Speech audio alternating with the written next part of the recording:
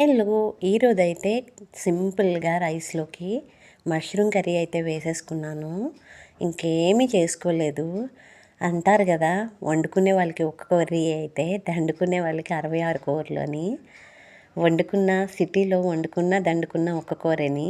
ఎందుకంటే పల్లెటూరులాగా ఉండదు గదా!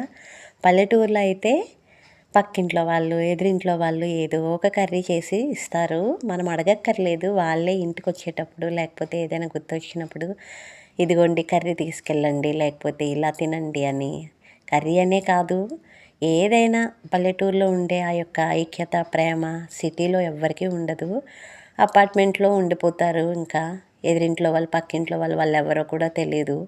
అలా ఉంటది సిటీ లైఫు. అదే పల్లెటూరులో అయితే ఇంకా ప్రతిరోజు పండగే అన్నట్టు ఏదో ఒకటి తెచ్చి పెడతారు. అలా అని ఇవతల వాళ్ళు కూడా ఏది ఖాళీ చేతులతో పంపించరులే. ఏదో ఒక కూరో లేకపోతే ఏదైనా వండిన వంటో ఏదో ఒక బిర్యానీయో రిటర్న్ అయితే పంపిస్తారు.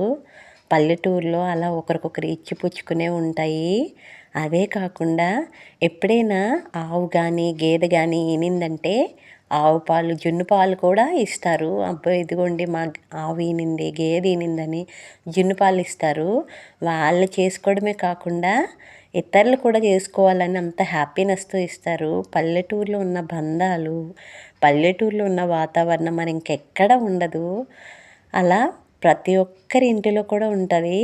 ఇంకా పెళ్ళిళ్ళు, ఇలాంటి ఫంక్షన్స్ అయితే ఇంకా చెప్పనక్కర్లేదు.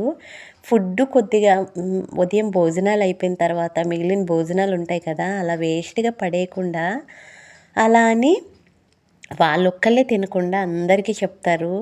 ఇదిగోండి కూరలు మిగిలిపోయాయి, భోజనాలు మిగిలాయి, తీసుకెళ్ళండని బాగార్లకని, ఇరుగు పొరుగోళ్ళకి అందరికీ పిలిచి ఇస్తారు.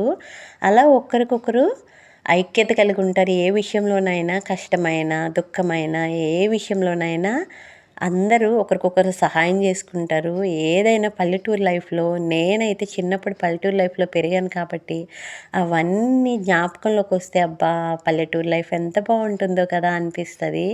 సిటీలో అలాంటివి ఏముండవు. మన మొహం ఇతరులకు తెలీదు. అలాగని ఎవ్వరింట్లో వాళ్ళే తినాలి. అంతే కదా మరి. ఈరోజైతే రైసు ఇలా కర్రీతో అయితే అడ్జస్ట్ అయిపోయాను. మొత్తానికి నా ఫుడ్ లంచ్ అయితే ఇలా అయిపోయింది. మొత్తానికి నా చిన్ననాటి జ్ఞాపకాలు గుర్తు చేసుకుంటూ, మా పల్లెటూరు జ్ఞాపకాలు తెచ్చుకుంటూ ఈరోజైతే నా లంచ్ ముగించేశాను. నచ్చితే లైక్ అండ్ సబ్స్క్రైబ్.